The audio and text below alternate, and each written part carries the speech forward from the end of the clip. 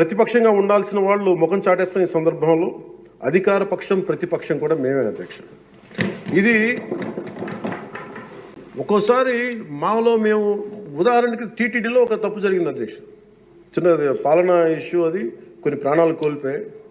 ఆ రోజు నేను వాళ్ళందరికీ వెళ్ళి క్షమాపణ చెప్పాను అధ్యక్ష. దేనికంటే ఇది నాకు సంబంధం లేదు అని అనుకోవడం కాదు.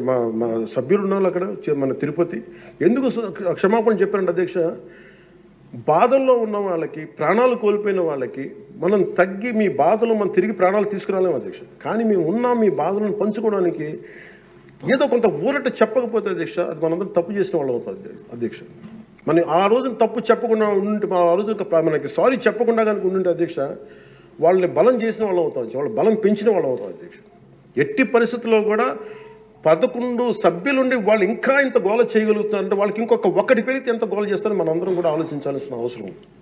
సో మన విభేదాలు విభేదాలు ఉంటాయి, ఒక తల్లికి పుట్టిన బిడ్డలకి విభేదాలు ఉంటాయి. మనందరం ఇప్పుడు రకరకాల పార్టీల నుంచి వచ్చాం, రకరకాల పరిస్థితులు, కానీ మనందరం కమిట్మెంట్ ఫర్ ఎ వికసిత ఆంధ్రప్రదేశ్, స్వర్ణ ఆంధ్రప్రదేశ్. గౌరవ ముఖ్యమంత్రి గారు ఎందుకు నాకు అంత గౌరవం అంటే, ఒక పార్టీ నడపడం ఎంత కష్టం నాకు తెలుసు అధ్యక్ష.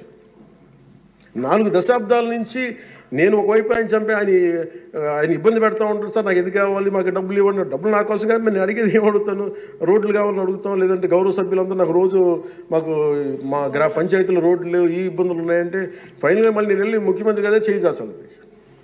ఆయనేమో పయ్యావుల కేశవ్ గారి వైపు చూస్తారు. ఉదాహరణకి మీకు ప్రతిసారి ఇబ్బంది ఉంటుంది అధ్యక్ష, కానీ వీటన్ని అధిగమించాలంటే we have to show our collective commitment and leadership to the state of Andhra Pradesh and to its people. That is very essential from ఇది మనం. ఎందుకంటే ప్రతిసారి బ్యూరోక్రాట్స్ కూడా మనం బలంగా ఉంటేనే బ్యూరోక్రసీ కూడా చాలా బలంగా పనిచేస్తుంది అధ్యక్ష. అందుకే బ్యూరోక్రసీ కూడా కూర్చోబెట్టి వాళ్ళు వింటలేదంటానికి వీళ్ళు ఉండరేమో అని అనుకుంటే మటుకు వాళ్ళు కూడా వదిలేస్తారు. అందుకే మన commitment for people should be very strong and should we have to show hour great resilience. అందుకే మనందరం కూడా ఇబ్బందులు ఉన్నా కానీ ఒక మాట అనుకుందాం, చేద్దాం, కానీ మన commitment for people should not waiver, not even an inch. That's what I believe in అధ్యక్ష.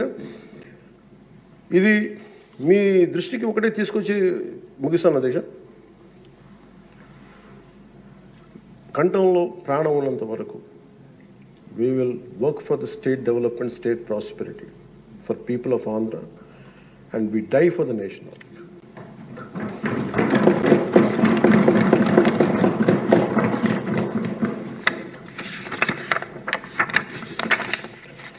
మరోమారు గౌరవ స్పీకర్ గారి ద్వారా గవర్నర్ గారికి మనస్ఫూర్తిగా ధన్యవాదాలు తెలియజేస్తూ, ఎప్పటికప్పుడు మీ సలహాలు సూచనలు అందిస్తూ ప్రభుత్వం నుంచి మంచి పరిపాలన అందించేందుకు సహకరిస్తానని ఆశిస్తున్నాను.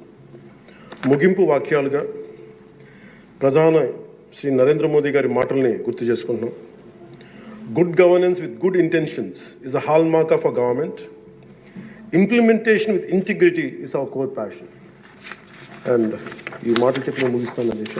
నాకు అవకాశం ఇచ్చిన గౌరవ స్పీకర్ గారికి, అలాగే గౌరవ ముఖ్యమంత్రి గారికి, గౌరవ సభ్యులందరికీ, పేరు పేరులందరికీ, మంత్రివర్యులందరికీ నా ధన్యవాదాలు తెలియజేస్తాను. జై హింద్. ముఖ్యమంత్రి గారు మాట్లాడే ముందు సార్ 2 విషయాలు చెప్పాలనుకున్నాను సార్.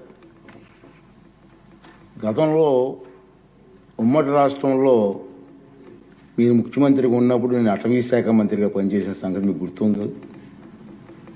అప్పుడు మీరు ఒక కార్యక్రమం చేపట్టారు, అందరికీ సంతోషకర కార్యక్రమం, అది గుర్తు చేయాలని మీ సమావేశం మీకు తెలియజేస్తున్నాను. ఆ రోజుల్లో మీరు గ్రీన్ కార్ప్స్ అని చెప్పి ఒక కార్యక్రమం పెట్టారు సార్.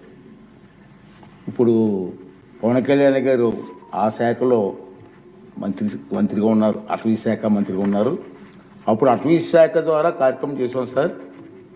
అప్పుడు ఉమ్మడి రాష్ట్రంలో సార్ ఉప ముఖ్యమంత్రి గారు 5 లక్షల మంది పిల్లలని సార్ తయారు చేశారు. హై స్కూల్స్ నుంచి జూనియర్ కాలేజ్ నుంచి. విద్యాశాఖ మంత్రి గారు కూడా ఇక్కడ ఉన్నారు సార్, మీరు కూడా వినాలి సార్. 5 లక్షల మంది కుర్రవాళ్ళని పిల్లలు తయారు చేసి గ్రీన్ కార్ప్ అని పేరు పెట్టాం సార్. ఆఫీసులో కూర్చొని ఒక పిలిపిస్తే 5 లక్షల మంది ఒకే రోజు 5 లక్షల మొక్కలు ప్లాంటేషన్ చేసేస్తారు. అటువంటి కార్యక్రమం అనకూడదు, నోరు జరుగుతుంది నాకు. ఈ ప్రభుత్వం వచ్చిన తర్వాత కనుమరుగైపోయింది సార్. మళ్ళీ ఒకసారి విద్యాశాఖ మంత్రి గారు, మీరు ముఖ్యమంత్రి గారు ఆలోచన చేసి ఆ కార్యక్రమం పెట్టండి సార్. చిన్నపిల్లలు 10th క్లాస్ ఇంటర్మీడియట్ పిల్లలు మొక్కలు నాటే కార్యక్రమాల్లో పర్యావరణం మీద అవగాహన వచ్చే కార్యక్రమం మంచి కార్యక్రమం సార్. దాన్ని మళ్ళీ రివైజ్ చేస్తే బాగుంటుందని చెప్పి నా ఆలోచన సార్.